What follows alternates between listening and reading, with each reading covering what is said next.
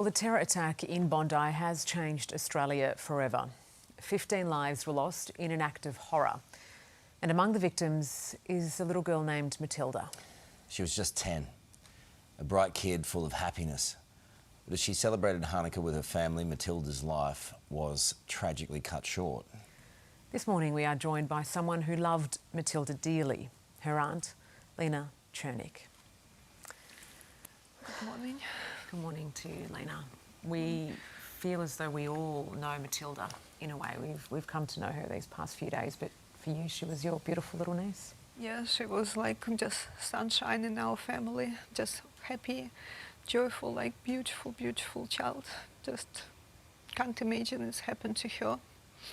We saw pictures of your courageous family last night down at the Bondi Pavilion, and I don't know, I mean, everyone's heart was broken by these images of little shoes. You were there? Yeah, I was there. I was standing behind my brother and sister-in-law. What was it like for you to be there? It was just like absolutely heartbroken. It was devastating, just standing and crying and just hope it's never happened. Just hope it's never happened. Just painful, very painful. Your family spoke last night, which the courage of that. They was tell they will not talk, just sit quietly, but I think to the overwhelming of the support of the people, of the community, of the everyone who was there, was so many people, not support just my family, just all families who were suffering like and from pain, and they probably have some courage to put with few words.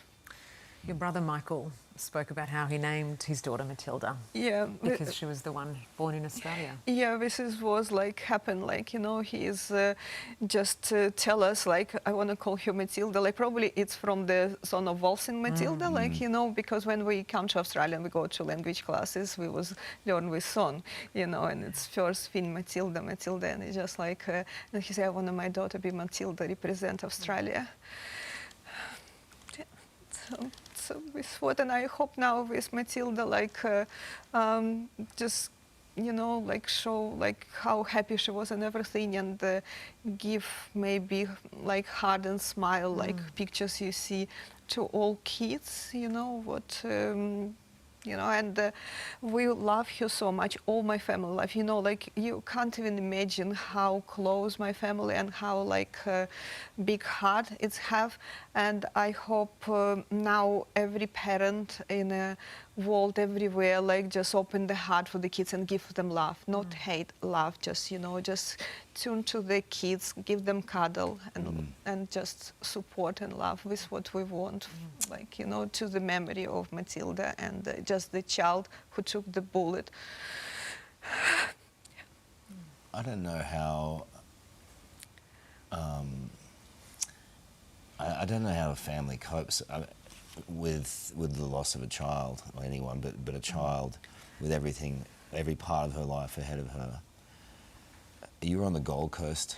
Yeah, I living in Gold Coast. I was living in Sydney before, and I living in Gold Coast, and my Gold Coast community devastated when I told what happened, and I have a lot of support from the people around, and yeah, and I give always wishes and support. I give it to my brother and sister-in-law, and they have, like, I don't see little Summer yet, like, because they try to protect her at the moment, but I see my step-nephew, like older brother of Matilda, and I try to support him as well, but it's very difficult. He is absolutely heartbroken.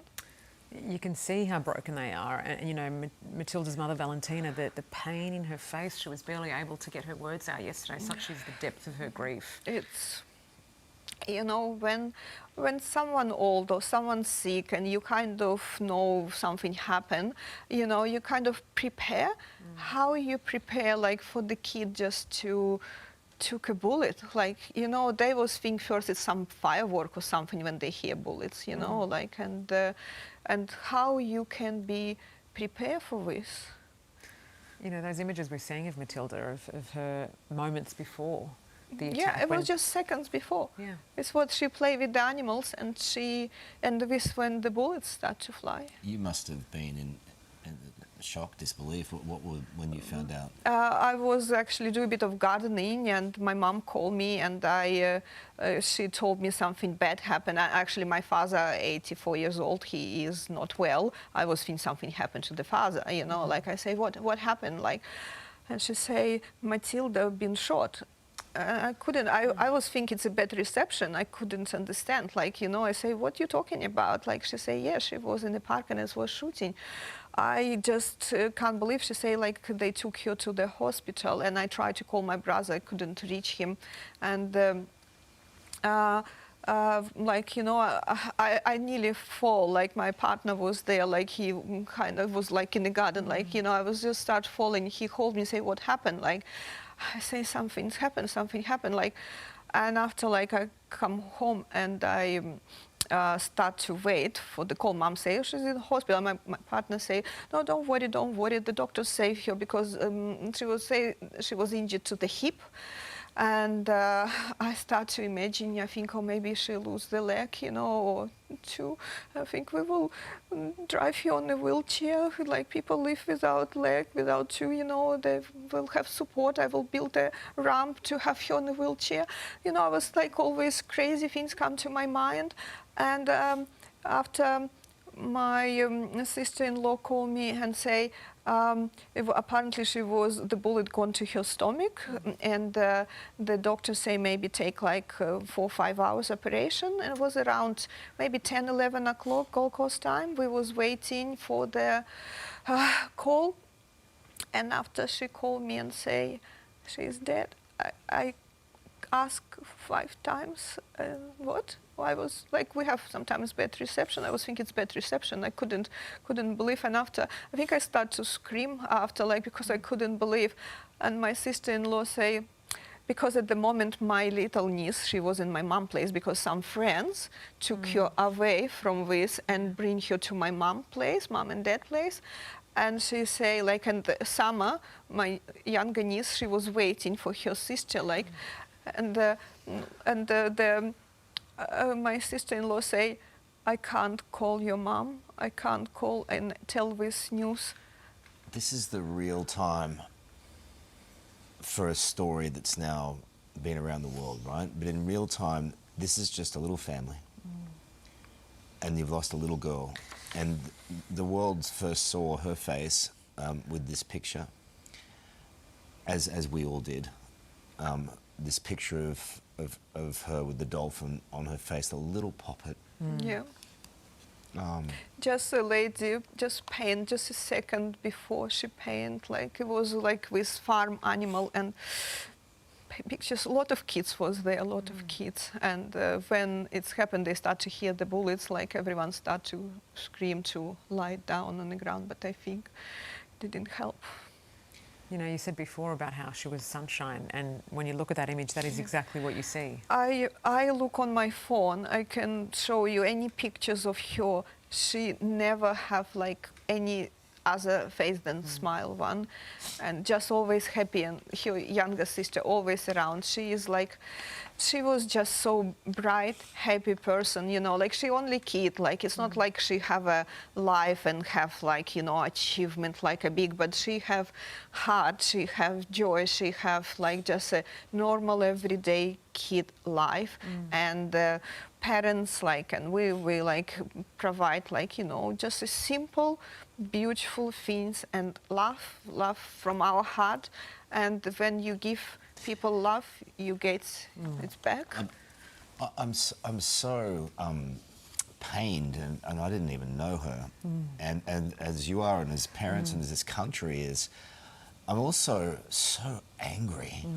I'm so angry for your family and for everyone who died. Angry and frustrated, and I want a place for that anger. So all of these emotions, and we are not the family.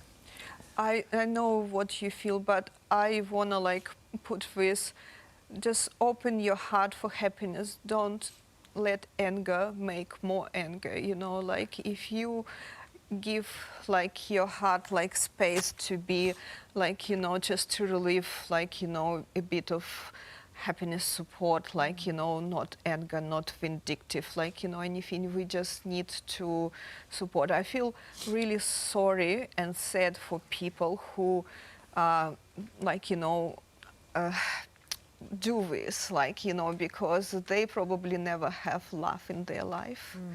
And this what I want, like, people think about Matilda as a happy person, as a loving person, a person who loves you. And I told for people, I told yesterday and I tell now for you, open your heart for love, for support, for look on your kids, on your people around you, and just smile to them, give them this smile what Matilda gave to us. And hopefully the smile and happiness like took less anger, less bad things happen around the world, and just give more like, you know, just good things. And I hope Matilda will be represent like life, happiness, and not hate. Such a powerful thing to say for somebody who's just lost this beautiful little girl. You said when you came in that you wanted to do this for your family. I do this for my family and for the world, like to open their hearts for happiness, like, you know. Thank you for being with us. Thank you for sharing. Thank you. We can't appease your grief. We can't ease your pain. All we can say is that there is great love. Thank you, and this is what I want people remember Matilda, and yeah, and like my brothers say, like if it's possible for the kids to paint the bees and put them everywhere, you can, because Matilda was her second name Bee, and her sister Summer Bee, and it's just like beauty, like you see beauty and happiness, and like, you know, just bees give you honey and they give you happiness and smile. Thank you. You know, Lena, it's a message that the world needs, and for it to come from a grieving family really speaks volumes. So thank you. Thank you. Thank you. We love you. Thank you to have me here and let me speak to everyone. We will have more of today coming up right after this.